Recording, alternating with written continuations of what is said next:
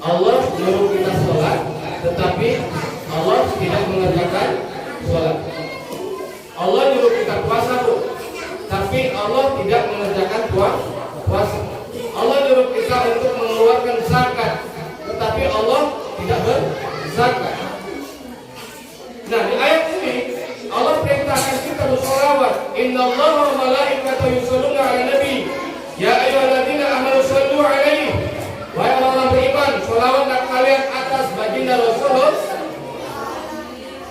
Allah menyuruh kita sholawat, tetapi Allah juga bersolawat. Itu hebatnya baginda Rasul. Basyarun lakal basyar. Manusia tidak sama dengan manusia banyaknya seperti kita. Maka kalau kita cinta, kita rindu, mari bareng-bareng kita berselawat kepada baginda Rasul. Siap dah? Siap dah?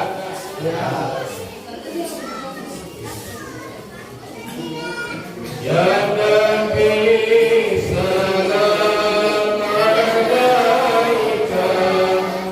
ya Rasul salam alaika, ya Habib salam alaika, salawatullah alaika. Semuanya ya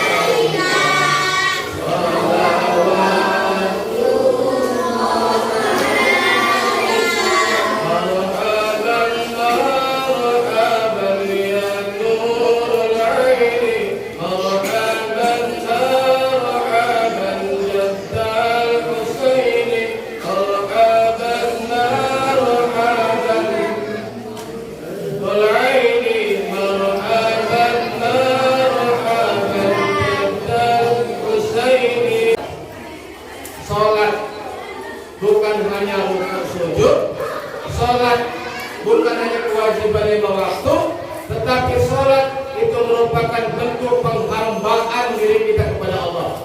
Kita merasa hamba, maka kita sholat. Kalau kita nggak merasa hamba, maka itulah ada orang yang tidak sholat. Karena dia nggak merasa hamba, maka dia nggak mau sholat. Tapi kalau kita merasa kita hamba, maka kita sholat. Dengan cara itulah kita menghambakan diri kita di hadapan Allah. Kita hamba nggak? Bu, kok jawab ya? Sampai hamba nggak, Bu?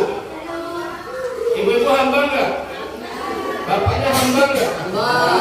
Kata siapa? Kata siapa? Ibu hamba, bapaknya juga hamba. Kata siapa?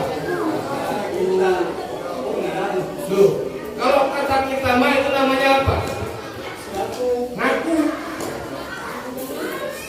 Saya hamba, saya ngaku.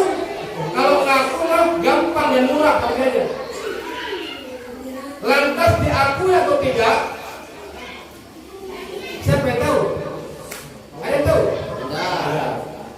Ibu hamba, kira-kira diakui nggak sama Allah itu ibu hamba Allah? Karena ada hamba Allah ngakunya, tapi dia nggak diakui oleh Allah karena yang diikut setan. Ada nggak hamba Allah tapi yang diikut setan? Ada. Makanya mengaku seorang hamba itu gampang dan murah harganya. Tapi untuk diakui itu hanya satu yang diakui oleh Allah sebagai hambanya. Siapa? Itulah orang yang sedang kita peringati hari ini, hari kelahiran. Mana buktinya? Dalam surat Al-Isra saat Allah mengutarakan ayat Subhanalladzi asra bi'abdihi lailan minal masjidil haram. Subhanalladzi asra bi'abdihi, Maha suci Allah yang menjalankan hambanya. Siapa itu? Nabi Muhammad. Cuma Nabi Muhammad yang diakui hamba Allah. Lah kalau kita mah cuma mengaku, belum diakui sama Allah. Kalau ngaku ya sah-sah saja. Nah kalau belum diakui, ini urusan Allah. Nah maunya kita diakui apa enggak? Kalau kita mengaku hamba Allah dan mau diakui kita sebagai hambanya Allah, maka kelakuan kita, segala kehidupan aspek dalam kehidupan sehari-hari kita harus menunjukkan kita sebagai hamba Allah. Itu pun belum tentu diakui sama Allah kita sebagai hamba. Kan gak semata-mata kita ngomong aku hambamu ya Allah, lantas kita jawab iya ya kamu hambaku. Ada? Gak pernah. Kita gak pernah diakui sama Allah sebagai hambanya. Kita cuma nasi baru ngaku. Nabi Muhammad yang sudah diakui sebagai hamba Allah, Allah langsung mengakui Nabi Muhammad sebagai hambanya. Begitupun Rasul, bengkak kakinya karena sering sujud sholat malam. Saya juga tahu di sini banyak yang bengkak kakinya. Kenapa murah? Ya. Tapi Rasulullah bengkak kakinya karena banyak sholat malam. Segitupun Rasul sudah diakui sama Allah, tapi Rasulullah sampai bengkak kakinya kebanyakan sujud. Sementara kita diakui enggak, cuma ngaku doang, merasa kita sudah paling hamba Allah. Sampai di masjid dijadikan barang hujatan, sampai orang di masjid dijadikan barang aduan, sampai jamaah yang satu dengan yang lain gontok-gontokan, sampai jamaah yang satu dengan yang lain selisih paham gara-gara kulut sama nggak kulut, gara-gara bacaan yang keras dengan yang sir, gontok-gontokan, seakan-akan udah paling hamba Allah kali. Hamba Allah yang mana? Kita masih baru ngaku, belum diakui. Jadi masjid jadikanlah tempat pemersatu umat, bukan jadi tempat bercerai-berainya umat. Apapun suku kita, apapun bahasa kita, apapun corak warna kulit kita, ketika di dalam masjid jadi satu. Imam takbir Allahu Akbar, semuanya ikut takbir. Imam ruku Allahu Akbar, semuanya ikut. Jangan jadikan tempat cerai-berai di masjid.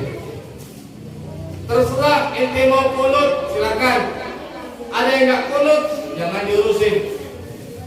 Jangan urusin orang yang kunut atau nggak kunut, tapi urusin orang yang nggak musuh ke masjid. Gimana supaya datang ke masjid? Ini yang udah ke masjid diobrol-obrol, yang udah mau ke masjid digangguin, yang udah mau ke masjid dipitnah-pitnah, yang udah mau ke masjid jadi bahan gunjingan.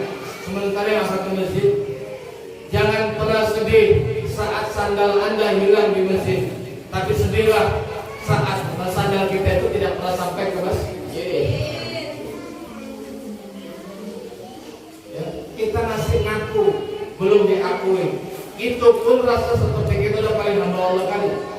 Ya, maka masjid jadikan sentral pemersatu umat. Silakan apa suku kita, apa budaya kita, apa bahasa kita, apa warna kulit kita, tetap ketika saat kita ibadah seakan-akan kita butuh Allah. Hidup ini mah titipan. Kalau titipan mah hidup ini sadar aja.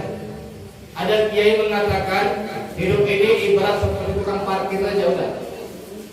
Tukang parkir dulu, kalau banyak kendaraan dia penuh berbagai macam merek mobil. Honda dia banyak penuh berbagai macam merek Honda. Tukang parkir itu nggak sombong. Nah seketika itu juga kendaraan yang banyak mereknya, mobil bermacam-macam mereknya, ada Pajero, ada Alphard, semuanya ada. Mobil itu mulai satu persatu hilang. Dia juga nggak sedih. Itu tukang parkir. Ya. Kenapa? Karena tukang parkir nggak pernah merasa memiliki, tetapi tukang parkir merasa dititipi. Lah kita kalau merasa memiliki, maka siap-siap untuk kehilangan. Siap-siap sedih untuk kehilangan. Kalau kita merasa memiliki. Tapi kalau kita merasa dititipi, maka jelas tukang parkir dia tidak akan pernah merasa sedih seandainya yang dititipkan itu pelan-pelan hilang dari hadapannya. Mobil satu hilang, satu persatu mobil itu hilang. Ya dia nggak sedih mobil orang. Ya wajar diambil sama orang. Satu persatu hilang mobil itu. Satu persatu motor itu hilang. Dia nggak sedih. Kenapa? Karena mobil itu, motor itu diambil sama orangnya, diambil sama pemiliknya. Nah kita sama selalu parkir. Ya, kalau kita merasa dititipin, karena kita juga semuanya titipan. Jangan merasa milikin. Kalau kita merasa milikin, maka saat kehilangan apa yang kita miliki tadi, maka siap-siap kita untuk sedih. Bahkan ada yang sampai frustasi gantung diri. Betul nggak? Itu akibat merasa memiliki. Ente diberi jabatan, jadikan jabatan itu seakan-akan titipan. Kita diberikan anak, jadikan anak itu titipan. Diberikan harta, jadikan harta itu titipan. Diberikan pangkat, jadikan pangkat itu titipan. Jangan pernah merasa memiliki. Jabatan itu bukan milik kita, pangkat bukan milik kita, harta bukan milik kita, anak bukan milik kita. Semuanya tidak ada yang milik. Semuanya itu barang titipan. Saat barang itu diambil oleh pemiliknya, maka berjiwa besarlah seperti tukang parkir. Sudah biarin. Nah, itu jangan merasa milik. Pelajaran yang kedua di tukang parkir.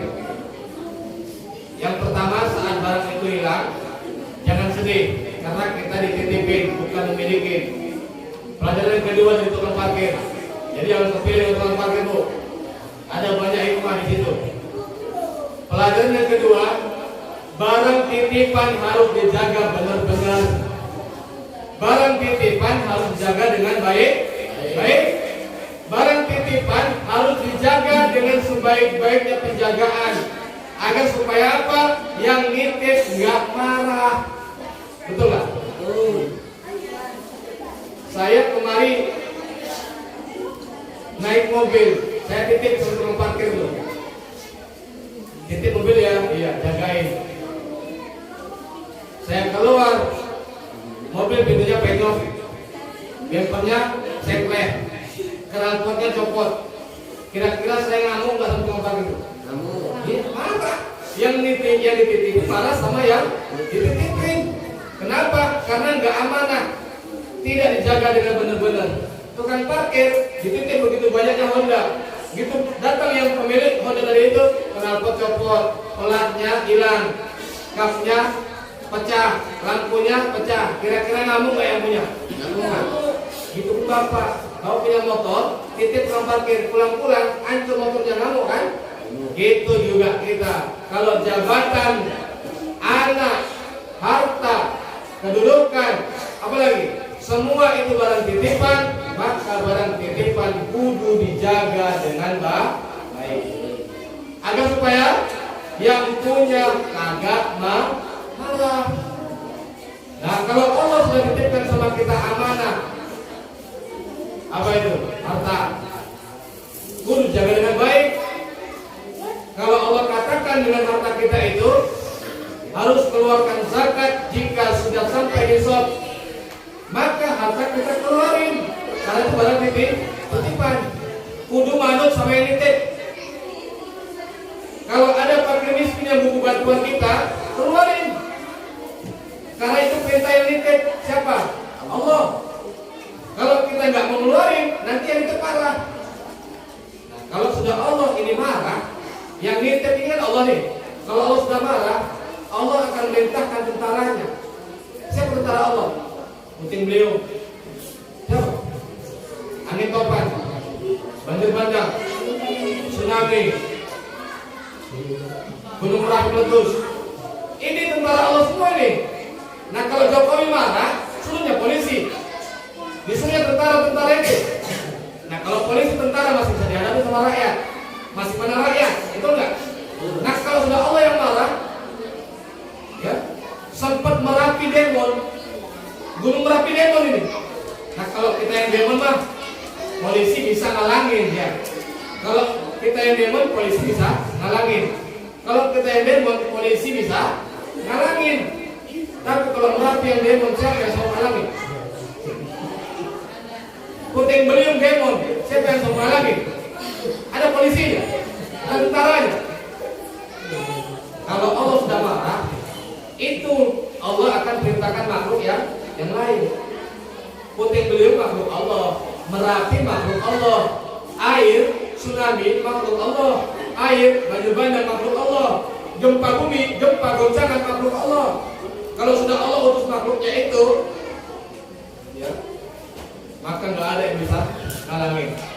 Jauh bencana Allah, kita bangun sebuah bangunan tatanan hidup dengan rapi ratusan tahun, habis dihajar dengan murkanya Allah dalam hitungan 3 menit, dalam hitungan 10 menit, dalam hitungan 20 menit. Ratusan tahun sudah kita bangun, Allah hancurkan dengan hitungan menit. Contohnya mana? Banyak. Tuh, tsunami di Aceh. Berapa menit? Hanya 12 menit selesai. Terus Sinabung, Merapi, Sumatera Barat kemarin gempa bumi, longsor, sekarang Bogor banjir bandang, habis. Ada polisi yang sanggup ngalangin? Polisi berkorban. Ada tentara yang sanggup ngalangin? Tentara berkorban. Kalau sudah yang nitip marah, maka kita nggak bisa ngalangin. Sampai sini paham Pak? Sampai sini paham Bu? Jadilah kita hamba Allah sekalipun belum diakui. Jadilah kita umatnya Rasulullah sekalipun Rasulullah itu nggak pernah melihat kita, dan kita pun nggak pernah melihat Rasulullah. Ada yang pernah kenal sama Nabi? Enggak. Ada yang pernah melihat? Enggak. Ada yang pernah duduk bareng? Enggak. Kalau emang ada, itu Nabi palsu. Alhamdulillah, kita disuruh asyhadu an la ilaha illallah wa asyhadu anna Muhammadar Rasulullah, bersaksi tidak Tuhan kecuali Allah, dan Muhammad itu Nabi Allah, Nabi akhir zaman. Kalau ada yang mengaku-ngaku Nabi Muhammad, itu Nabi palsu yang harus di bumi hanuskan dari permukaan bumi. Terus ada yang ngomong, masa hidup gak punya toleransi beragama? Toleransi beragama itu sah-sah saja. Kita gak pernah musik, itu Tuhannya umat Nasrani. Kita gak pernah musik, Tuhannya orang Kristen. Orang Kristiani mengaku bahwa Tuhan itu ada 3. Betul gak? Betul. Trinitas, Tuhan Bapa, Tuhan Mama, Roh Kudus. Tapi kita nggak pernah mengganggu urusan Tuhan mereka. Kenapa? Hidup toleransi beragama. beragama. Keyakinan mereka itu sudah.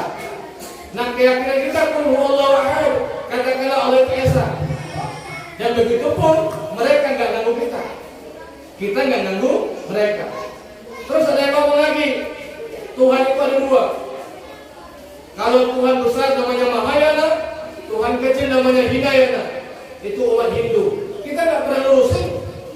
Mau Tuhan besar, Tuhan kecil, Tuhan sedang, kita nggak pernah lurusin.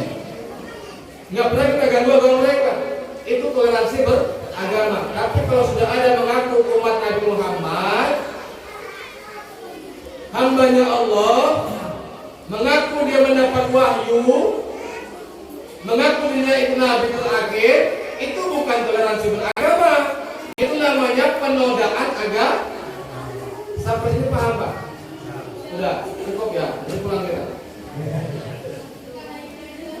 Yang namanya toleransi beragama itu, silakan imannya itu punya Tuhan 3, imannya itu punya Tuhan 2, silakan. Tetapi kalau yang mengatakan dia umat Nabi Muhammad, hambanya hamba Allah, lantas dia mengatakan aku Nabi yang terakhir, maka itu perlu dibumi haruskan.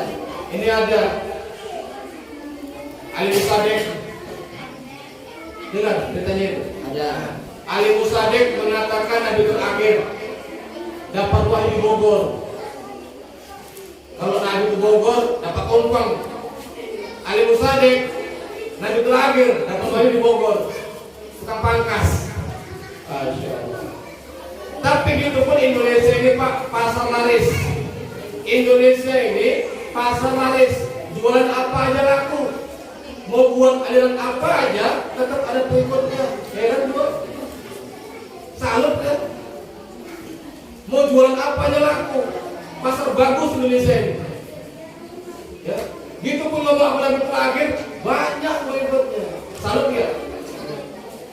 Indonesia pasar bagus. Terus ada lagi Ahmadiyah, aliran sesat. Tadi Ali Musaddiq ditangkap polisi, di penjara 4 tahun. Ahmadiyah buat agama baru, bahwa itu agama wahyu langsung dari Allah, di penjara 6 tahun. Ada Lia Eden, ngaku Jibril, hebat. Lia Eden ngaku dia Jibril, ditangkap oleh polisi, penjara 2 tahun. Hebat polisi Republik Indonesia, angkat Jibril. Mereka ditangkap. Ya. Hebat polisi Republik Indonesia, nangkap Jibril. Lia Eden ngaku Jibril, ditangkap polisi, penjara 2 tahun. Jibril ditangkap. Jibril tangkap. Hebat nggak polisinya? Terus antara Jawa dengan Sunda ada agama baru.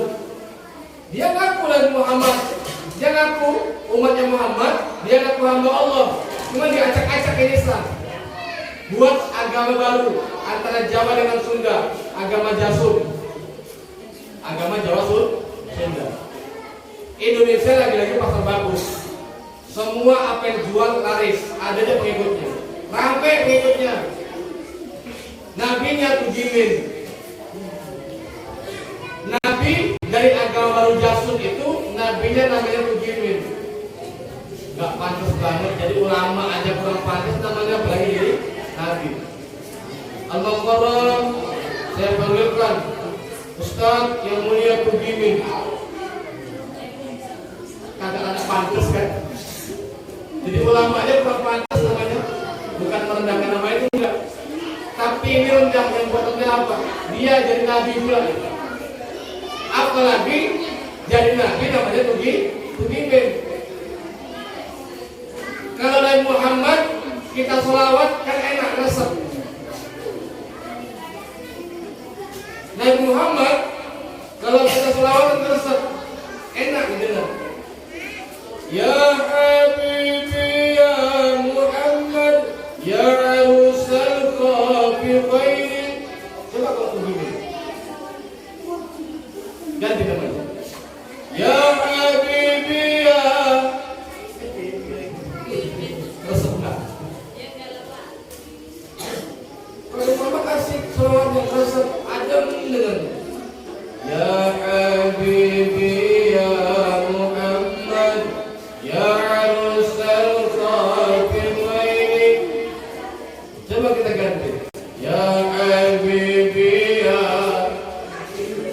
wih. Resep. Ada Pak yang begini di sini? Ada? Kalau ada bukan ngejek ini, enggak. Memang kenyataan itu. Dia yang buat agama Jasun, Jawa Sunda. Sekarang dibubarin, pendirinya juga masuk ke penjara. Yang begitu itu yang namanya penodaan agama, bukan toleransi beragama. Kalau toleransi beragama, dia punya agama yang mengatakan Tuhannya 3, itu umat saudara kita Kristiani. Ada yang mengatakan Tuhannya 2, itu saudara kita umat Hindu. Silakan. Tapi jangan pernah mengatakan Tuhannya Allah, tapi dia buat baru nabinya. Itu namanya penodaan. Kalau ada yang katanya seperti itu, jangan sungkan-sungkan. Kalau nggak berani gorok, laporin. Kalau berani gorok aja, halal darahnya. Kalau nggak berani gorok, laporin. Biar urusan polisi. Sekalipun dia ngaku sebagai Jibril, laporin polisi. Biar polisi yang Jibril. Ya, jangan urusan kita. Nanti ribet. Ujung-ujung baca-bacaan. Laporin. Sekarang kan banyak gitu-gituan. Ya, sekarang kan banyak gitu-gituan. Mengaku nabi terakhir, mengaku punya kitab terakhir, ya, mengaku punya ajaran baru, mengaku punya macam-macam. Kenapa dibuat seperti itu? Karena Indonesia ini pasar bagus, jualan apa aja itulah. Hadirin, hadirat, para jamaah Maulid yang dimuliakan Allah Subhanahu wa taala.